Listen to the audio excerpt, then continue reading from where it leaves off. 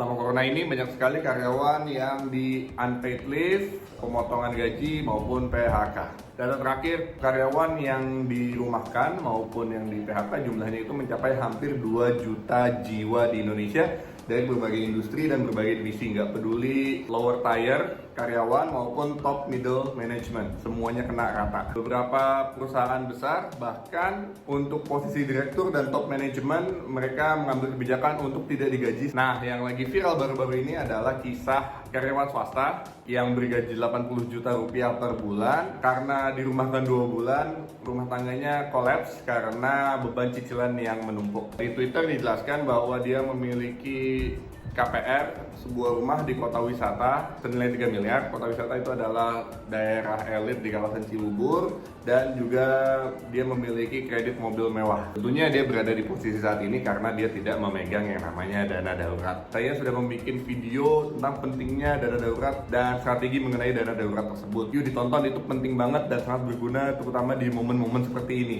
Nah, video ini saya buat sebagai respon saya apabila saya berada di posisi si karyawan tersebut, dan bagaimana solusinya supaya saya bisa keluar dari situasi sulit seperti itu. Mungkin teman-teman yang sedang menonton video ini yang mungkin sedang dirumahkan atau kena pemotongan income, di satu sisi juga sedang ada beban cicilan yang menumpuk, mungkin bisa relate, dan karena solusinya itu mirip-mirip ya. Video ini saya akan menggunakan analogi sang karyawan bergaji 80 juta rupiah tersebut. Goalnya adalah gimana saya bisa survive, bisa tetap hidup di tengah situasi pandemi corona ini dan di tengah cicilan yang luar biasa besar, gimana bisa survive. Yang pertama adalah tetap tenang, catat semua beban pengeluaran tiap bulannya yang rutin dan hanya keluarkan yang urgent, yang penting saja, yang luxurious dan tidak terlalu penting dan atau bisa ditunda itu langsung tidak dibayarkan di bulan ini. Dan kita harus menyiapkan, we have to live below our means ya. Jadi kita harus hidup mungkin sepertiga dari kita yang seharusnya kita nikmati pada saat situasi itu normal. Yang kedua, biasanya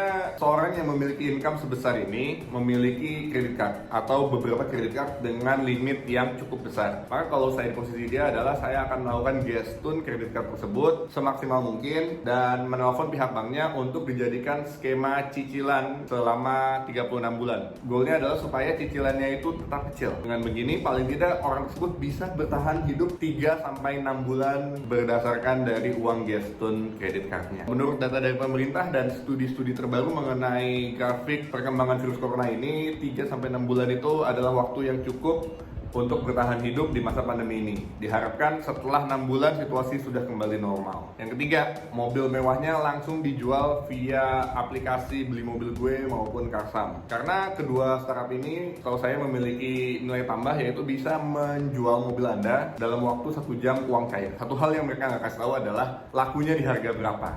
Ya karena mereka bisa menjanjikan 1 jam pasti laku, ya mereka akan jual dengan harga yang sangat murah. Tapi situasi seperti ini, waktu adalah krusial. Kenapa lewat sini? Karena kalau misalnya kita menjual mobil kita melalui marketplace lain seperti OLX, Carmudi secara konvensional, itu mungkin agak sulit dan prosesnya itu cukup rumit. Karena perlu diingat, mobil mewah yang kita miliki ini dalam kasusnya dia sedang dalam tahap leasing atau kredit, yang artinya BPKB-nya itu sedang dalam penguasaan lembaga leasing. Jadi butuh waktu untuk mendapatkan BPKB tersebut walaupun kita sudah melunasinya. Apalagi kondisinya saat ini sedang lockdown, yang mana kantor-kantor leasing tersebut sedang tutup. Jadi mungkin sang pembeli tidak akan mungkin dengan mudahnya mengeluarkan uang untuk membeli mobil kita, padahal BPKB-nya itu sedang di penguasaan orang lain. Sedangkan di satu sisi, waktu tidak bersahabat dengan kita. Kita membutuhkan uang cash secara instan. Nah, kedua startup tadi yang saya bilang, Beli Mobil Gue dan Karsam itu, mereka mau men-take over mobil yang sedang dalam posisi kredit leasing. Jadi mereka mau nalangin dan dalam waktu 1 jam itu bisa cair. Setelah laku, hasil penjualan mobil tersebut kita simpan. Yang keempat, langsung minta restruktur KPR rumah mewahnya tersebut. Opsi restrukturisasi yang paling beneficial adalah dengan penundaan pembayaran pokok. Jadi kita hanya membayar bunganya saja. Opsi memperpanjang tenor bukan lagi opsi yang bagus. Lebih baik kita meminta untuk penundaan pembayaran pokok. Kita bayar hanya bunganya saja. Ini bisa secara cicilan, kita bisa berkurang hampir setengahnya. Setelah proses restrukturisasi KPR disetujui, pembayaran uang cicilannya digunakan dari hasil menjual mobilnya. Di sini ada dua skenario. Dia dijelaskan bagaimana orang tersebut dirumahkan, apakah dirumahkan secara temporary atau permanen. Kalau misalnya dirumahkan secara temporary, misalnya 3-6 bulan. 6 bulan lagi dia akan kembali diterima kantornya dengan gaji yang sama seperti sebelum pandemi, maka dia hanya cukup survive membayar cicilan rumahnya selama 6 bulan. Masa grace period dia dirumahkannya saja. Skenario kedua yang terburuk adalah dia di PHK murni. Jadi dia diberhentikan tanpa ada kepastian kapan dia akan kembali mendapatkan pekerjaan dan mendapatkan income kembali seperti sedia kala. Maka kalau misalnya kasus ini yang terjadi, dia harus segera menjual rumahnya. Di sini kita harus berhitung, kita harus bisa menyesuaikan. Uang hasil penjualan mobilnya tersebut bisa untuk nahan cicilan selama berapa lama, selama berapa kali cicilan. Misal uang hasil penjualan mobil mewahnya tersebut kuat untuk menutup 6 bulan cicilan bank KPR setelah restrukturisasi. Maka di bulan pertama dia harus menjual rumah tersebut di harga market price. Di kasus ini seharga 3 miliar. Lalu bertahap tiap bulan ya, kalau belum laku, menurunkan sesuai dengan tabungan cicilannya. Mungkin tiap bulan berkurang 100 juta, 200 juta, depends. Pokoknya di bulan ke-6 pada saat tabungan cicilannya itu sudah habis, rumah tersebut harus sudah laku terjual. Ini jauh lebih baik dibandingkan kalau rumah kita itu disita dan dilelang oleh bank karena kita tidak bisa membayar cicilannya sama sekali. Yang kelima, asumsikan dengan dia melakukan gestun, dia bisa hidup dari 3-6 bulan untuk biaya hidupnya, dan dengan menjual mobil mewahnya dia bisa untuk membayar cicilannya atau figure real terhadap rumahnya, apakah mau dijual, apakah ditunggu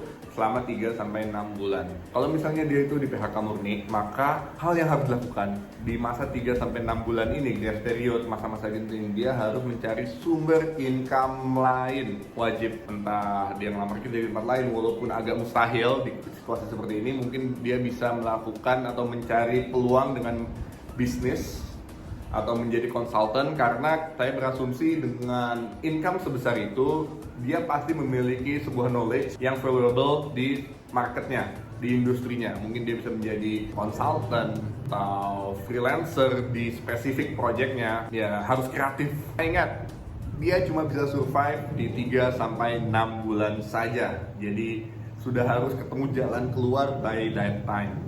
Memang tidak ada solusi yang indah bagi karyawan yang dirumahkan di periode seperti ini, karena untuk melamar mencari kerja di tempat baru itu hampir mustahil di periode ini. Jadi maka satu-satunya peluang untuk bertahan hidup adalah dengan menjual aset atau berhutang dengan kartu kredit gestun. Setelah tadi 5 step yang saya lakukan kalau saya berada di posisi karyawan yang dipecat di masa lockdown PSBB Corona ini dan memiliki cicilan yang bertumpuk. Kalau kalian gimana? Yuk coba tulis di kolom komen untuk kita bahas bareng. Mungkin saya ada yang lewat dan mungkin bisa menjadi insight bagi orang lain yang menonton video ini. Yuk video ini di like, channelnya di subscribe, dan di share supaya mungkin bisa membantu teman kalian yang mungkin berada di posisi yang sangat sulit di saat seperti ini, yang mungkin bisa relate dan mungkin bisa membantu mereka keluar dari posisinya saat ini. Segitu aja video kali ini, see you on the next video.